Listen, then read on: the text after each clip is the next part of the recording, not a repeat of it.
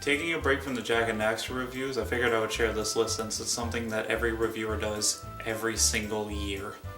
Most of the games that I was anticipating to come out this year have been postponed to 2016, but you know what? 2015 still had a lot of great games to come out. So here's my top 10 games of 2015. Also this year I am including remasters.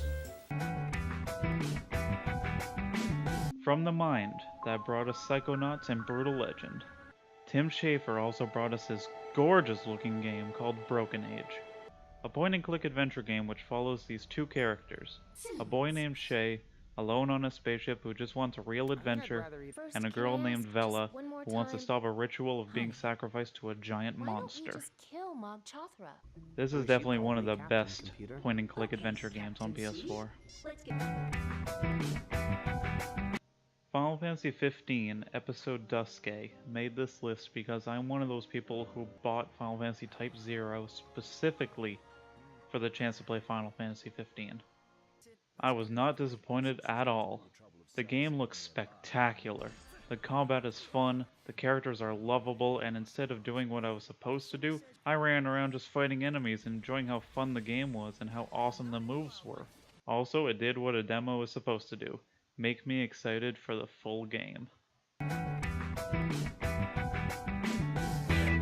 I went half on a Wii U recently with my girlfriend that came with Super Mario Maker, and it was the only game we had to play for a while.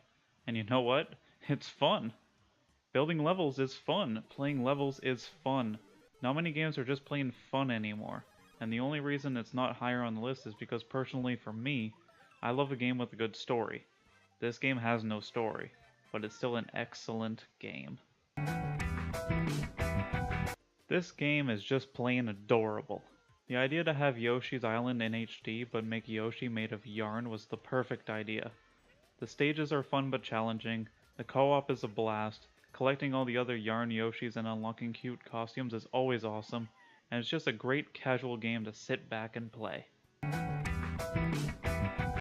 This game will tear your heart out and stomp on it. I don't want to say too much about it because I will eventually make a real review with spoilers. Just know that this game made me feel things, and it didn't even have any voice acting or text-based dialogue. Yes, I know that PS3 and PS4 already got it, but the PS4 didn't get it until this year, and on physical copy no less. It is a remaster, but you know what? It should still be in everybody's PS4 collection. Same with Brothers. Dark Souls 2 actually came out a few years ago for PS3, but the PS4 version, Scholar of the First Sin, is one of the best remasters to a game I have ever seen. This version comes with all 3 DLCs for Dark Souls 2, and takes the difficulty and turns it up. People thought Dark Souls 2 was too easy compared to the first, and I agree with them. This version though is not easy.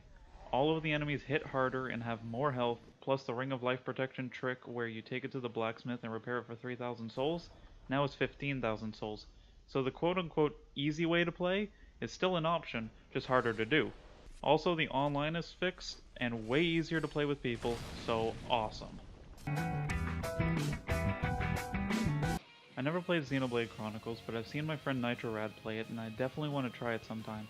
In the meantime, Xenoblade Chronicles X for Wii U is definitely hooking me into the unique style of gameplay, and all the characters that I've met so far are lovable. Also, when I first started the game, it's the environments that drew me in. Whoever the environment artists are at Monolith Soft, I applaud you. Oh, and the music. Yes, the music. Oh my god, the music kicks ass.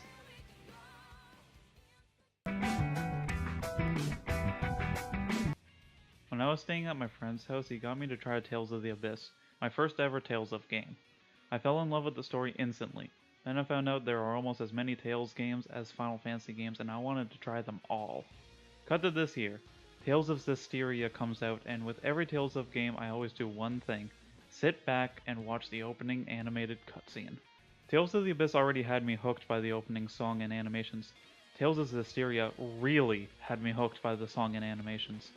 The gameplay holds true to Tales of games where it's action RPG but in this 3-dimensional area, but they also brought to the table a unique ability to combine powers with your allies and transform into these badass looking characters. If you're a fan of JRPGs, you owe it to yourself to try this game and get it in your PS4 library. Bet you all thought this was going to be number one. And trust me, it came very close. The game is gorgeous. It's an open world Metal Gear Solid game with an awesome 80s rock music soundtrack. Building your own mother base is fun by kidnapping and fultoning all the soldiers. And unlike other people, I was a big fan of the story of this game, even if Konami did screw over Kojima and make him release it early and then fire the poor guy. However, once I beat the game's story and tried Metal Gear Online, I just kind of stopped playing. I play a game for the story, and once the story is over and I don't want to play through it all over again, then I just kind of stop and pick it up again in a few months. It's still an excellent game for sure, and it should definitely be in your PS3 or PS4 library. This one may come as a shock to you guys since I just said I play a game for the story, and this game has a story which was very difficult to follow, for me anyways. Bloodborne is my number one game this year, and the reason why is because the game came out in March and I am still playing it today. I am watching YouTube videos to try to understand the story a bit more, and it's making a lot more sense to me now. But I love this game because the combat is fun, challenging, and rewarding just like any Souls title. There is a new Game Plus mode where you start with all your equipment and soul level, but all the enemies are way more difficult, and recently they added the Old Hunters DLC, and it's got me hooked into the game yet again. If you are a fan of Dark Souls, but want it in a gothic horror London-esque towns with a mix of Lovecraft alien stories, play Bloodborne. If you like weapons that can change into other weapons, play Bloodborne. If you own a PS4, play Bloodborne. Bloodborne was my number one game of 2015, but that's just my personal list. So, I want to know what yours were down in the comments below. 2015 was a great year for games, and you know what? 2016 is going to be an even better year for games. You know why? 2016 has Persona 5 in it.